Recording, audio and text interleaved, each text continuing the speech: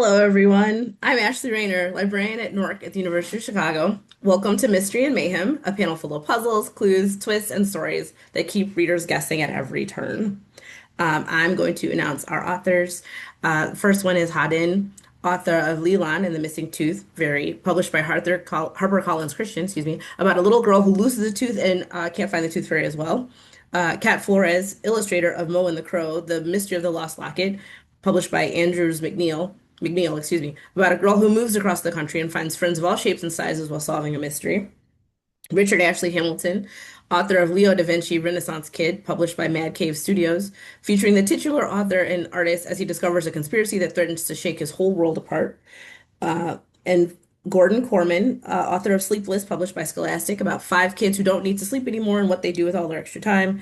And last but not least, Kate Milford, author of Rialto, published by HarperCollins Children's Books, about two sisters that go on a road trip with their family and discover a magical theme park that feels like it's part of another world.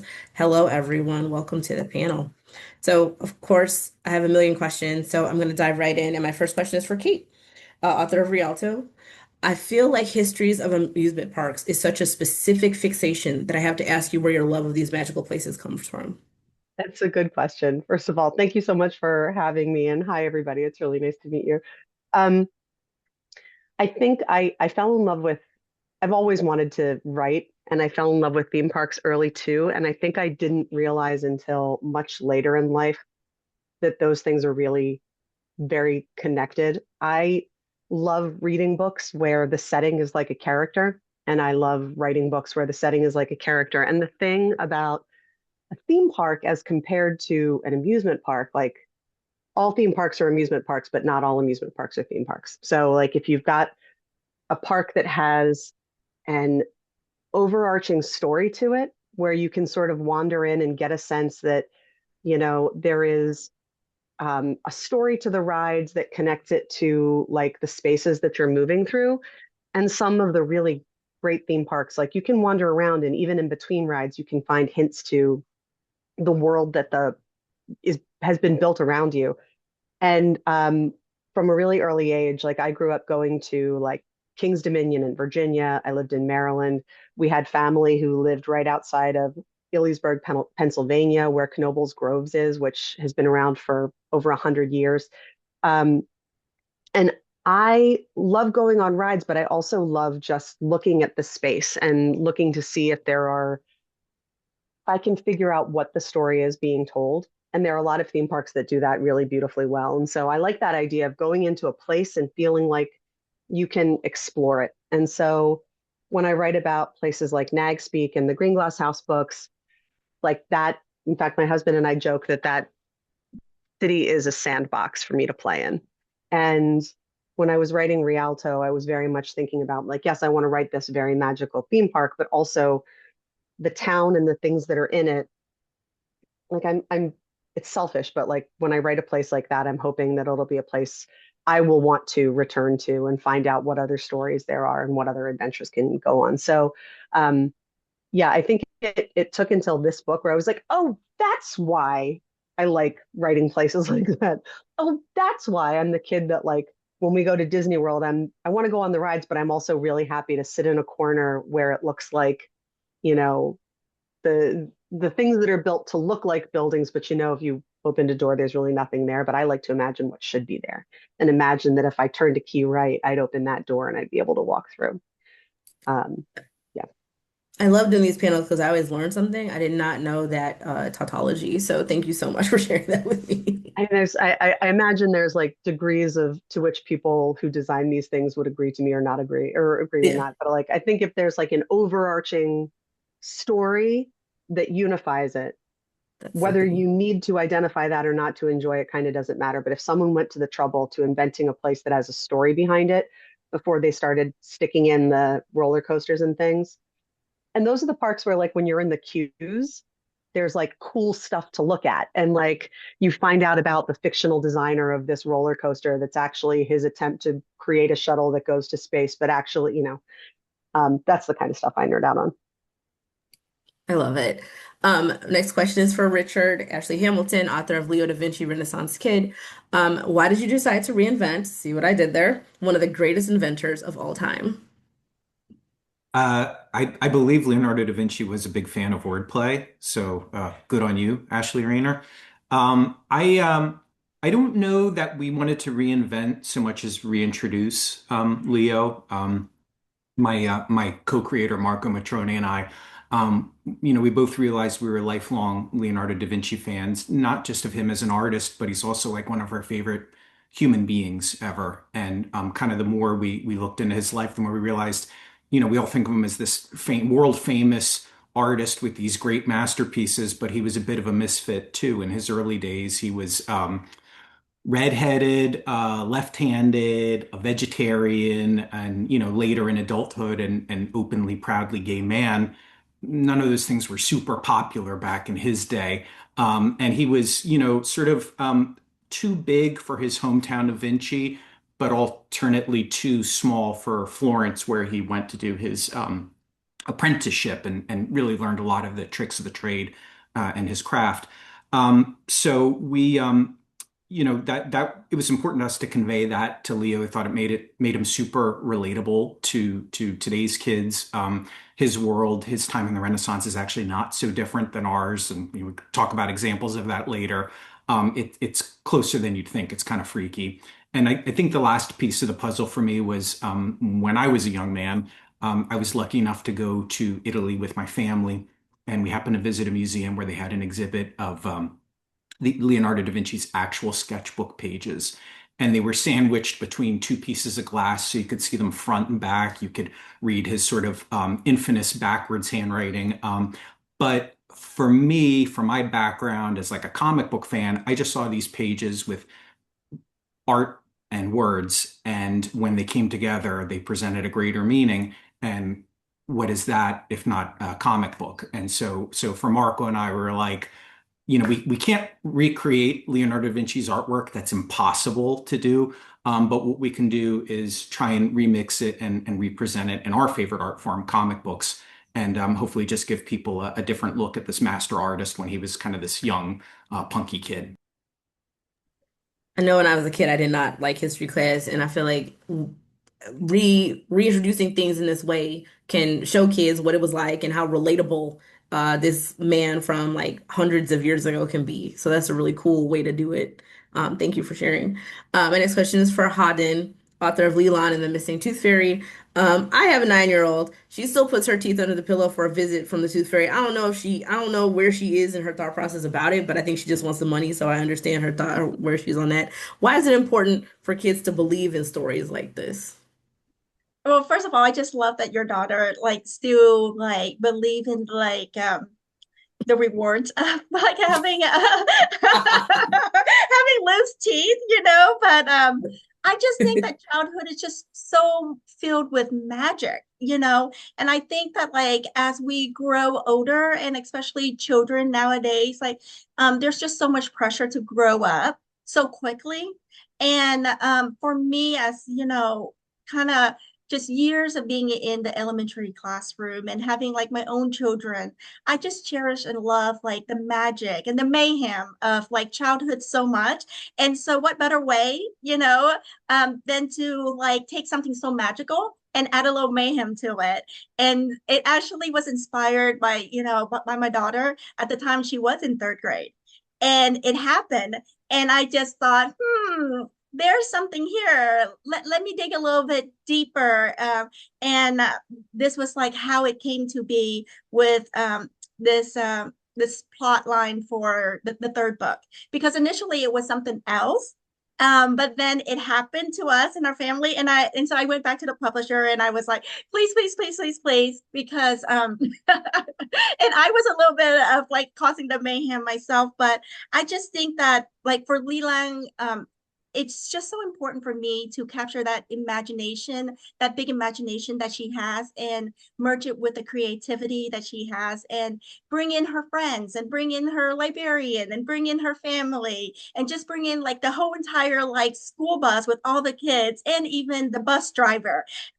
To just come up with like all these creative ways of thinking about something that is so timeless to us, something that is so like magical to us in our childhood, and give it like just like what Richard, kind of like portray with Leonardo da Vinci, is kind of like take something timeless and then bring it and make it more relevant to our kids right now, and present it in a way where it's relatable, but it's engaging and it's fun, and it adds another layer of like fun and magic and mystery to it.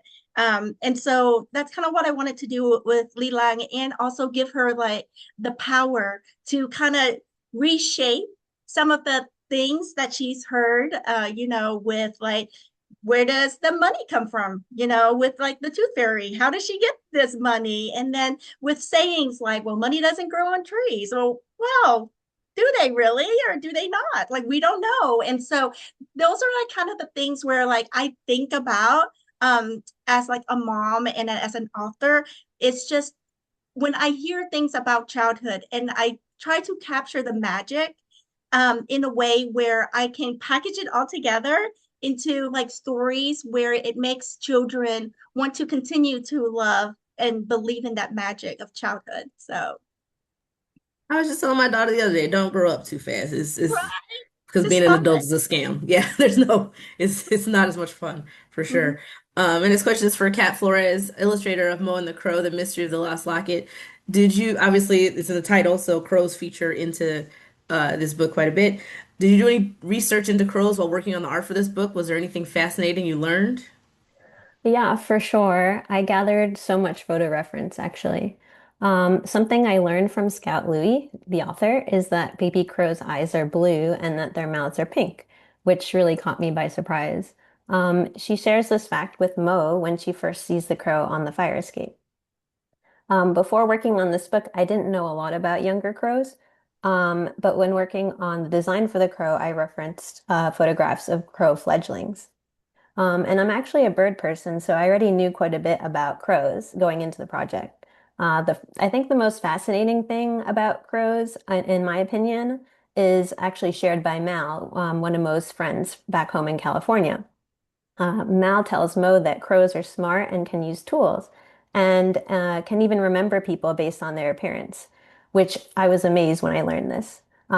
If a crow has a bad experience with a human, they can actually communicate this with other crows so that other people know to watch out for that person. So if you have a crow nearby or see anyone like in the tree, keep that in mind. They might be watching you. Crows are actually such curious creatures and thrive in urban settings.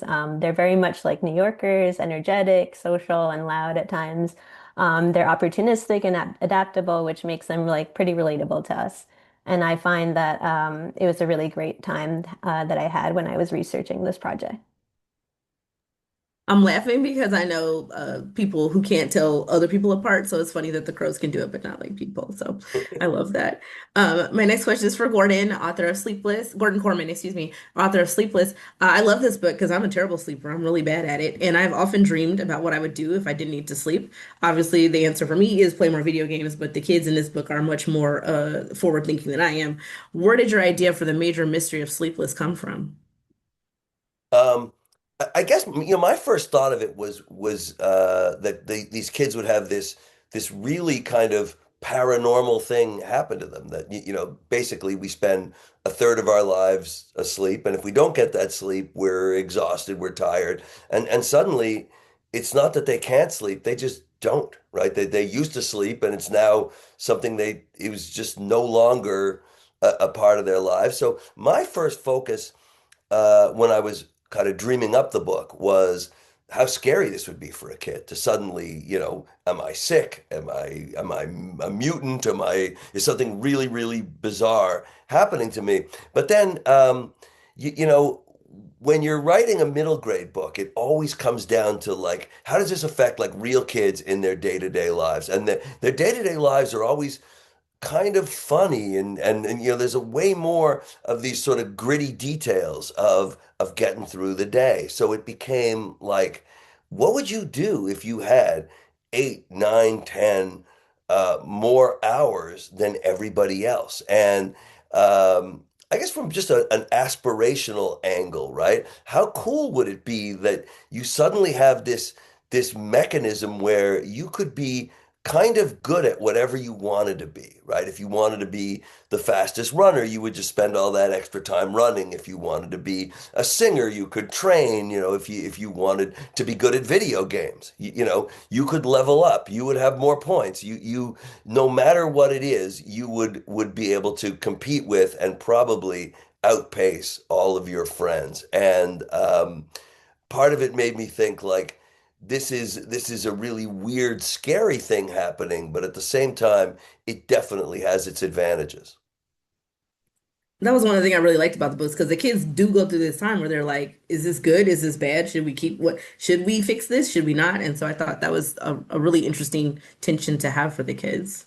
Right. Well, I mean, I kind of thought, and it was actually a suggestion from my editor, David Levithan, that someone would be kind of anti-living this Hmm. way. Someone would be like, it's a little bit not exactly a get out of jail free card, but it's a little bit like an unfair advantage that you're getting, and you're kind of not telling everybody about like how can you do all this stuff that nobody else can Hmm. seem to accomplish. So it turned out to be just one of the most fascinating kind of Yeah, thought experiments I've ever tackled in one of my books. it was really interesting. I like the tension there. It was really interesting. My next question is for Kate. There are so many threads to follow in Rialto. How did you keep them all straight as you were writing the book? Well, you can take a look at the serial killer board behind me. Yeah. Um, Something I wanted out before I answer that, I wanted to say, Gordon, when I was reading Sleepless, it was really interesting because what you just described with like at least one kid not, being sure about it was really nice how the group dynamic worked with those kids despite that disagreement you alluded to. Like Oh, thank you very much. Thank you. I thought I really enjoy like it's a really fun ensemble of kids and I really enjoyed following them along there. Thank you so Um, much. yeah. Um, uh, I guess with okay, so I think part of it is when I'm trying to keep these threads in place, some of them don't become apparent to me until I've gotten to a certain point in the book.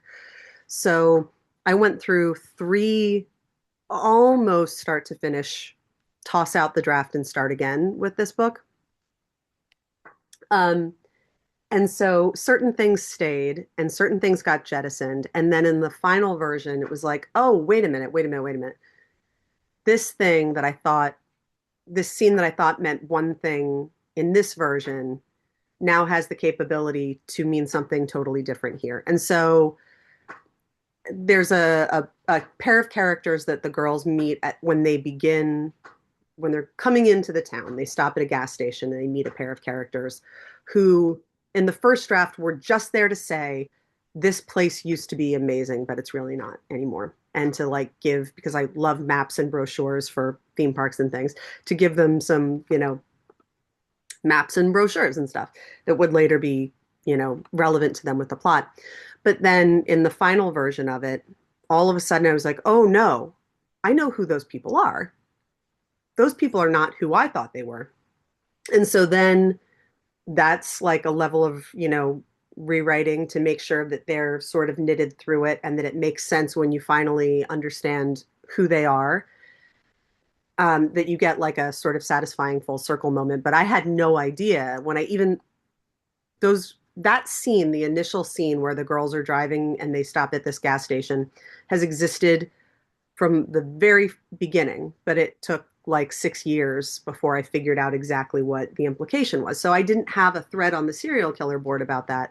That was just sort of something that it was like, oh, that makes sense. And then there were things like some of the things, and how you sort of brought this up, like the need to hang on to certain bits of magic as you grow up, and where do you look for those, and what things do you hold on to that are the things that give you that little bit of dopamine and wonder that, we all need, but that I think kids who read books like the ones we're writing they're looking for that. So then I would look for ways that, how these kids would think about looking for those moments. And that turned out to be some of the book references in there. So Remy is a super fan of The Last Unicorn, and like that's his touchstone for magic leaves the world, but if you go looking for it, you will find that it can come back. Or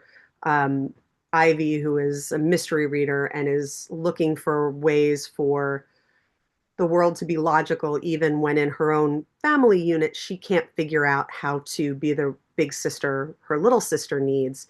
And Dahlia, who is an artist and learning to work through her anxiety through some of, her art. So like all of these things were like, okay, I kind of know that Dahlia is going to be a painter, but then the specific things that she paints and what the painting means to her sort of changes over the course of the revision. And Ivy, the specific books and the ways that needing logic and clues, because she's looking for clues in her own family and constantly kind of getting it wrong, the ways that she thinks she should be don't correspond, and it's not a purely logical thing. So part of it is planned, but part of it is very much like seeing how things develop, getting to the end of a really like trash fire of a first draft, figuring out what things from that can be salvaged, and then those things then necessarily are the things that matter. And so how do they evolve and shift and build the next draft? I don't know if that makes any sense at all, but No, it's like the theme park talking to you. You're letting the characters talk to you and kind of build the yeah, world around. Okay, I would think that is yeah, such a when authors say that, I'm like, what are you talking about? But okay, it's kind of making sense to me in this yeah. context. And sometimes like the clue that I need to figure out the thing that's not working is something that I haven't thought about, like something that was Mm. already there, but I didn't realize the potential it had. Um, and that's helpful if you write like really long uh, books like I do. Like if I can tie a thing together, if it makes sense of something, then that element can probably stay. Hmm. But if it is something that I just thought was really cool, but doesn't help to tie in somehow, that sometimes is an indicator for me that that's something to save for another book. That's awesome. Thank you so much for sharing your I process. say this like that's how it works. That's how I think it works. But next book, Well, it'll you be don't have to tell us different. that. We don't know. Yeah. Keep the mystery. Keep the Sure, sure, mystery and sure. mayhem, please. As long as it sounds good. My next question is for Richard. I love an anachronistic story. I know some people don't like that, but I love stuff when it's mixed up like that. I want to know what kind of research you did, and it sounds like you talked about it a little bit, but what's some of the other things you learned about Leonardo da Vinci to kind of sprinkle some authenticity into your book, or even like the world at the time where he was? Um, Tell us a little bit about that. Oh, puppy. We got some art too. That's great. Yeah, research was definitely our friend in this. Our approach was we wanted this story to be informed by history, but not limited by it. So, we do take a few small indulgences here and there. But, the research I did, I mean, I read a ton. Walter Isaacson wrote what I think a lot of people consider the definitive biography of Leonardo da Vinci. It's a little dense, but there were all kinds of cool tidbits in there. The fact that this is true, it's part of the historical record. Young Leo used to love to go spelunking, exploring caves around his hometown of Vinci in Tuscany. And he did, in fact, find a whale skeleton there, which is a moment we dramatize early in our story. But it really did have this profound impact on his life going forward. He really was a kid who became obsessed with sort of like apocalyptic visions and deluges. And I'm, just like I think you'd be a comic book fan today, he was like basically a pioneer of science fiction. He even one of his first gigs as a young artist was to paint the front of a shield with anything he wanted. And Leo is like, I'm just going to paint it with a dragon because dragons are awesome. And the story goes, I don't know how much of this is true or apocryphal, but that the finished painting was so lifelike that it just scared the heck out of the kid who owned the shield. And like people are like, no, thanks, but no thanks. It was that good. And the reason it was so authentic was because Leo did research. Dragons, as far as any of us know, don't truly exist. I'm sorry to tell you, but he knew that lizards existed and birds and lions. And so he sort of created this chimera of taking different parts of actual animals that he studied, kind of mixing it all up. And that's how we got this very lifelike dragon. So that was a story that I learned doing my research about Leo doing his research, and I think it gave us a lot of texture. The other secret weapon we had in all this was our artist, Marco. He lives in Italy. He and his family spent a lot of time in Tuscany, so this was very easy research for him to do. He could just basically stick his head out his window and see like what Florence looks like, and Leo's hometown of Vinci does. And kind of the last thing I would say about this, it's sort of a personal mantra of mine. I didn't come up with it, but there was a very famous improv teacher named Dill Close. He actually taught all around your stomping grounds, Ashley, there in Chicago at the Second City, and he trained famous comedians, Bill Murray, Mike Myers, Bob Odenkirk, I believe Tina Fey. And this lesson he told them was don't invent, remember. Meaning that when you are improvising a scene or a character, rather than just make up something random, actually try and mine your personal life or the lives of people you know for something real and use that as a launching point or a true emotion that can anchor all of the fiction that will follow. When I learned that, I really took it to heart. And there was definitely the case in Leo. Whenever Marco and I would come into a roadblock of like, where does the story go here? We would just do research. And the answer was in the historical record of Leo's life every single time. I find that mantra really interesting because I feel like a lot of the books in this panel are like that is what people are taking from their lives or their history and making it into something new. And that is really cool. I also like the image of the dragon in my head is like, those old vans from the 70s. Like I'm thinking it looks like that. Like that. Yeah, Now I'm always instead of gonna an be thinking, airbrushed unicorn, it's a yes, terrifying 100%. creature of 100%. darkness. It's awesome.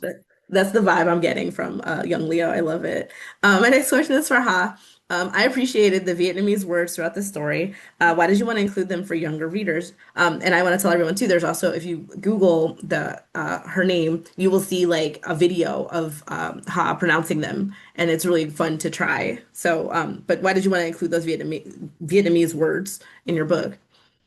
Well, like as just a bilingual author and an educator, just knowing like two languages for me has just really been the fabric of who I am. When I was growing up, I could only speak Vietnamese at home because that's what my parents spoke. And when I went to school, the language of survival was English. So it kind of pushed me growing up to try to learn both languages at the same time and try to like juggle everything and master at the same time. And of course, there was like a lot of mayhem there. And so I took that as like inspiration, kind of like what Richard was saying, like, don't try to reinvent, but remember. And I tap back into like my memories of like what it felt like learning two languages at the same time, and then also like what it felt like to be quote unquote like the translator in the classroom when I had like more classmates coming over from Vietnam. And then I was kind of tasked to be the translator. And there were times where I felt like I was also hitting a roadblock because I don't know how to translate photosynthesis in Vietnamese, you know? You know? And so I'm like, that's a little academic for like a first grader and a second grader. And so I just took all of those memories and made it so that again, like the way that I learned both languages was very accessible, was very welcoming, was very inviting. You know, I wasn't like being pushed one way or the other to like master both languages like at the same time. It was a gradual learning experience for me. And so I wanted to do that with my readers, make it so that it's just so accessible and so natural to the story that they're learning Vietnamese without realizing that they're learning Vietnamese, which is a contrast of Ly-Lan because Ly-Lan is choosing to speak more English at home and at school, and her parents are kind of like bribing her in a way to get her to practice more Vietnamese at home. And I wanted to add that dynamic into their relationship, but also to the Ly-Lan's overall plot line because I wanted her to feel empowered to actually want to learn on her own.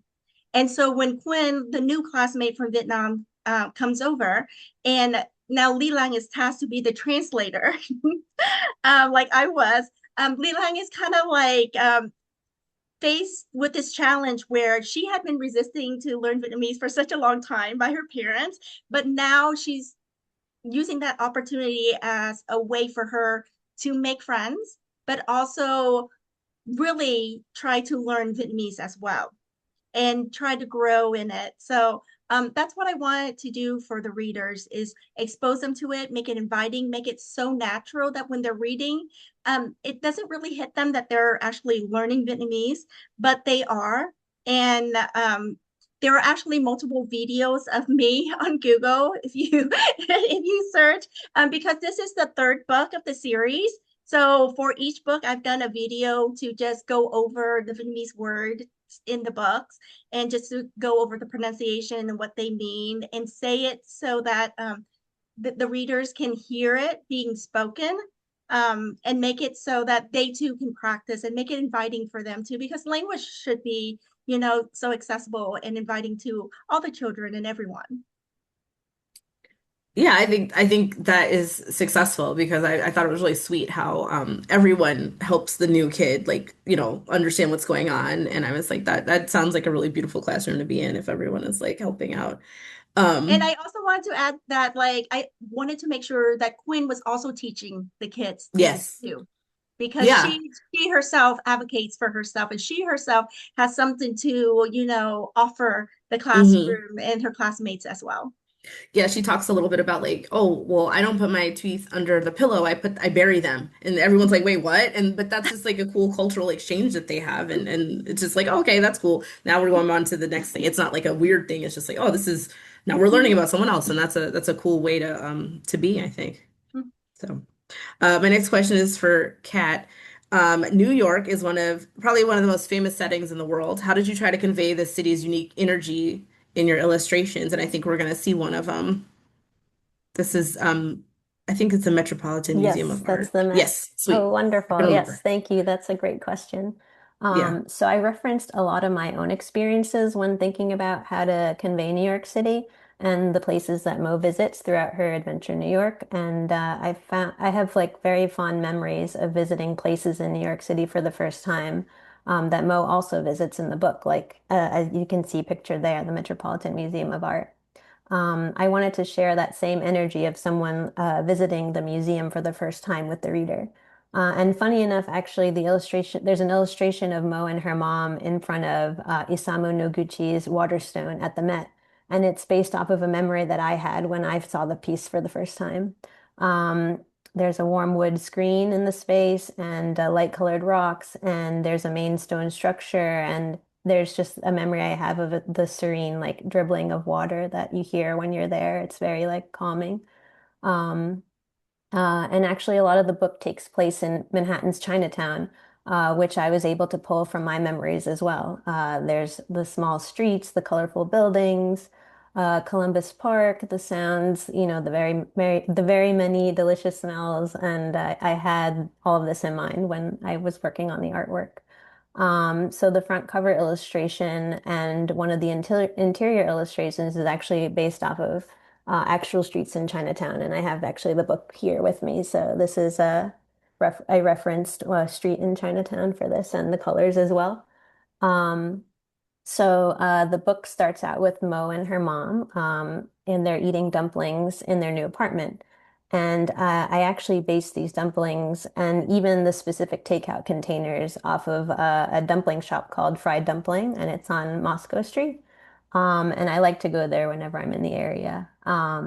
And then also speaking of Moscow Street, if anyone's in the area, there are like really beautiful murals on the walls there. There's two pieces. One of them is titled "In the Future, Our Asian Community is Safe" by artist Jess X Snow, and a piece called "Noodle Shop" by artist Peach Chow. And actually, Noodle Shop now features a fire horse in celebration of the Lunar New Year. So yes, it's really great to be able to share my own experiences through illustration, while also sharing the visual vocabulary of New York. No, I want dumplings. Like, I mean, I always want dumplings, but no, I really want dumplings. So, and I think it's cool to be able to reference like both pictures, but also your own memories because it adds a color. Sorry, that wasn't meant to be wordplay, but it adds a color to the pictures and energy that you may not get otherwise. So I think that's really cool. Yeah, And Kat, I was taking notes too because you can never have too many good dumpling shops to visit when you're in the city, and I'm in the New York area too, so maybe I'll see you there. Oh yeah, so yeah, for sure. I really recommend it if anyone is there. Yeah. That's awesome. Gordon, this next question is for you, so I'm glad you piped up. I appreciate the work that goes into books with multiple perspectives. I think this one has five different perspectives. So, which of our sleepless heroes did you like writing the most?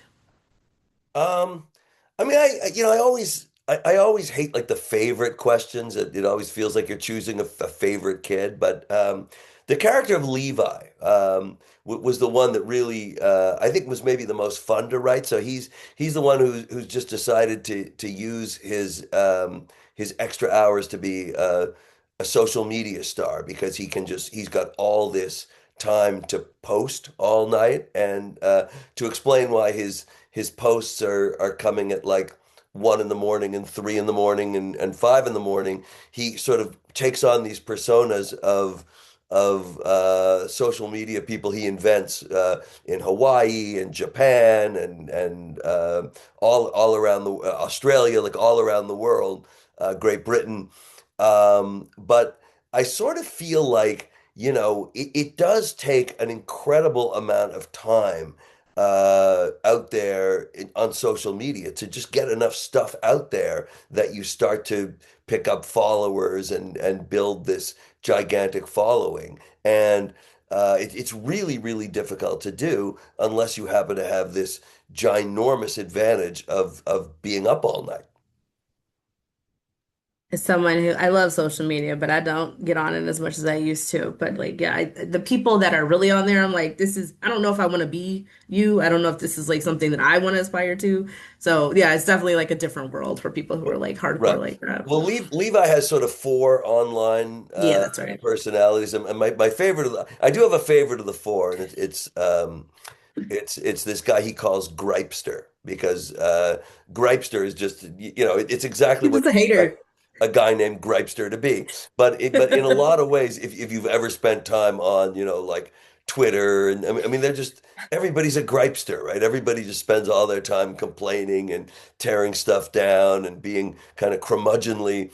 Um, and it was just a lot of fun to sort of explore the nuts and bolts of that, that that making people angry at you is not a bug, it's a feature, right? That's what you want Hmm. to do because if you can really annoy people, they will interact with you and that sort of Hmm. churns up all the activities. So he's got these four identities and he's sort of pitting them against each other, saying, like, oh, Rio from Hawaii has this many followers, but Gripester's last post got Yeah. 20,000 responses in just a day and a half, and it was a lot of fun to play around with Levi.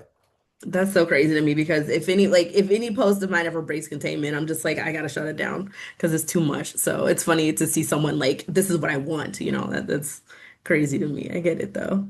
Well, and I Um, think that part of part of the fun of exploring the journey of these sleepless characters as they sort of see what they can do with this extra 1/3 of their lives that mhm. they suddenly have. is just like when they decide that that it's too much, right? Like it seems like the whole world is there and it's kind of it's all yours, and then suddenly it's like, is this so great? And is this real? And yeah, I've got I've got all these people engaged, and I've kind of got one of my favorite lines. I don't remember if I have I used to think if I could get 50,000 followers, like I'd be happy. But it's sort of it's not real, right? It was really sort of interesting to explore something that we've all kind of experienced as adults, dealing with this virtual world, but through the eyes of middle grade, like 12-year-old characters. Sometimes it is too much, and I have to shut it down and then go touch grass, as the kids say. So Yeah. I totally get it. My next question is for Kate, and I know we're probably getting short on time, so then we have a couple more questions to get through. So for Kate, children are the main characters of Rialto, but the book also features some more mature emotions like regret and jealousy. Is there a trick to making these emotions accessible to younger readers? Oh, that's a good question. I like writing those moments. I like writing the adults because I think in some ways there's a challenge to writing families in middle grade where they're not the foils for the kids and they're not like the adventures don't happen in spite of the adults. They happen because they're happening to the kids, but they're not happening in spite of the adults. And so I part of it is I think recognizing that it's good for kids to see that adults have these same like we're fumbling through just as and tripping just as often. Um, and also because those some of those feelings and those interpersonal reactions are the reason the kids are experiencing the world the way that they are. And so to be able to see, the adults trying to make sense of it and sometimes failing and sometimes succeeding is maybe useful for a kid who's trying to figure out how to navigate their way through a world that doesn't work the way they think it should. Um, and also because for well, a specific example on this one is so Dahlia Vicker has some anxiety and some depression. So does her dad, because those things are heritable, and so it was important to me that we see her dad also experiencing what he experiences, and his specific thing is kind of like some social anxiety, and he's hanging out with his family and staying at someone else's house, and it is not his friend's house, it's his wife's friend's house, and so like there's some of this. So every once in a while, he just has to say, "Hey, I'm kind of done for a bit. I'm going to sit at this end of the table and I'm going to just zone out for a bit." Or, and so because he models that behavior, Dahlia finds it, she is able to say, "Hey, I know we just had this amazing experience and we all want to sit and discuss it and figure out what it means, but my brain's about to explode and I need to shut down because I hit a wall. So I'm going to go upstairs and draw for a while and you guys can fill me in later." And for her sister, it's like, this whole big thing just happened. Why are you going up to lie on your bed right now? But Dahlia needs that time to decompress. And I think because her dad models it and because her mother models like being a support for both of them, there's a moment in the book that's one of my favorites where when inevitably the parents are brought in on what is happening, her dad is hearing all of this and is like, "I don't understand. I don't understand. This feels very," and closes up. And Dahlia goes and sits back against his legs and takes a deep breath so that he can feel it. Because that's one of their immediate tools. So like she breathes so he can feel it through her back. And so like he puts a hand on her head and he's like, "Okay, we're going to breathe together." And I think it's important for the kids to see the adults having real reactions to things so that they, again, understand that these confusions we have don't stop when we're adults, but also because there are times when you also can see just as clearly what's going on and you can have a moment of agency, and not that they need to parent their parents, but just, okay, we're experiencing the same things. You help me, I help you. Um, so this was a fun one for that. But I do like writing adults. No, it's interesting because I think I mean I know with my kids I try to let them know, yeah, I'm having a hard day or this is happening and I don't love it. And so, I don't want them to feel like they can't tell me stuff or that is weird to have these reactions, And so I thought it was really Yeah, powerful.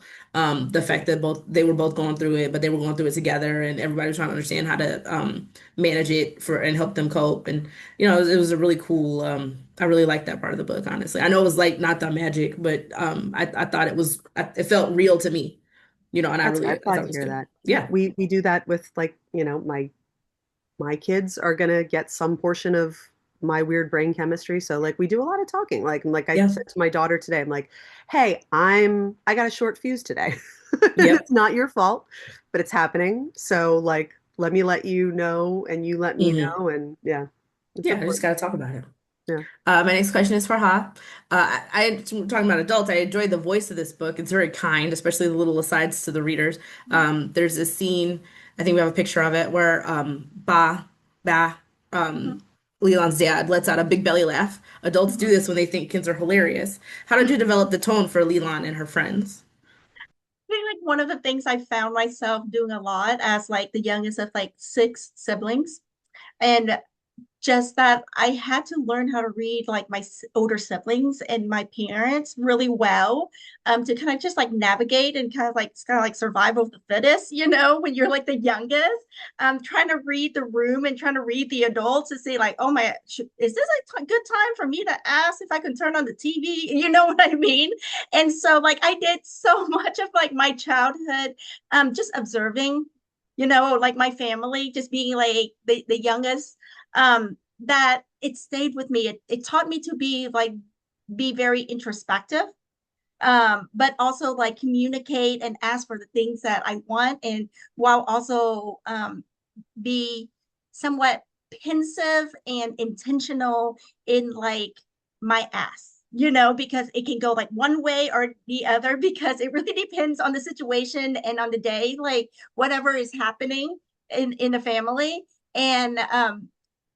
And I wanted to show that like in the storyline, but in a way where like it teaches kids to like be observant of like their environment. And that's kind of like what I like intentionally did with this story, is just try to infuse like observations of like adults in the story. Like if that bad does this, if he thinks this way or that way, adults do this and that way, just to show that children can be so observant. This is not something that they don't already know. They know it, but it's just putting the words out in the pages, to connect with the children and make it so that it encourages them to also be observant, but also be introspective. And that's what I wrote for Ly-Lan to be. She keeps a journal. She writes down like, her thought process, the things that she wants, her ideas and things like that. And that's kind of what I did when I was a kid. I kept a journal and I wrote poems and I drew pictures and I went to scrapbooking, and I just wanted, the readers to be like, oh my goodness, I do the same. And oh my goodness, Ly-Lan is just such like a deep thinker and just like me, and then oh my goodness, I also noticed these things about adults. How curious, how magical. So those are the reasons why like I decided to put those in, because kids can see and they can feel like those unspoken no's and hesitations and things like that. And that was just kind of like a fun way for me to be like kind of like poke fun at adults, but also like make it just kid friendly as well. For sure. That's kind of how I saw it. Like you're making fun of the adults a little bit, which I thought was good, especially for kids.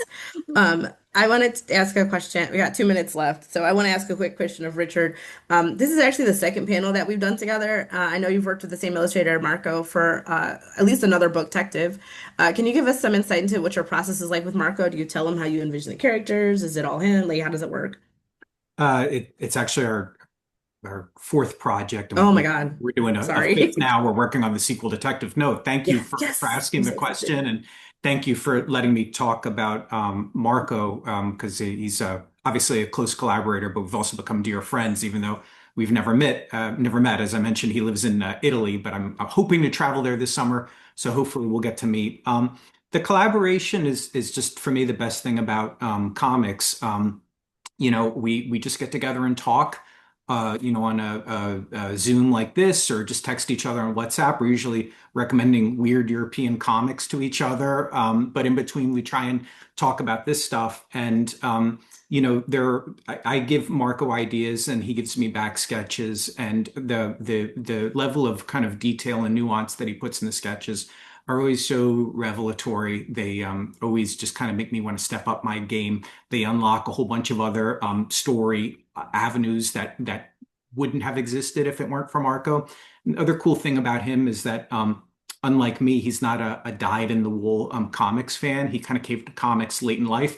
He actually started out as a formally trained painter, and so his whole approach to artwork, I'd be so curious to kind of hear compare it to yours, Kat. But he comes at it from such a different way, starting from a place of color. One of our first conversations was, I mentioned that Leonardo da Vinci truly used to dye his own shirts, tunics, this light, dusky pink color. And Marco got so excited, and he's like, "Oh, can I tell you about the color pink?" And he gave me like a 20-minute lecture, TED talk on the color pink. I thought you just mixed red and white together and you got pink. No, no, there's blue in it. There's all kinds of shades. So it's just been a great thing, I think, for our storytelling, but just a great thing for me personally to have made this friend through comics, and to see that comics truly are this universal language, just like art was this universal language that the real Da Vinci used to communicate with his contemporaries way back when. I feel like I want to get on the pink lecture. I'm so curious about that now. That is great. This has been a really great chat. I want to thank everyone for joining us and talking about their process. It was just really great to hear, and especially the connections. I think there's always connections on these panels between like somehow, even though the books are nothing alike, there's still like this connection of like using the past to kind of like create these fictions, and I think that is so cool. Thank you all for being a part of it and being open with yourselves. We're going to take a short break now. So if you haven't already, make sure to visit the exhibit hall to chat with reps and download free resources. Thank you all, and thank everyone for their attention. And hopefully, we'll see you on another panel. Thank you so much. Bye. Bye bye.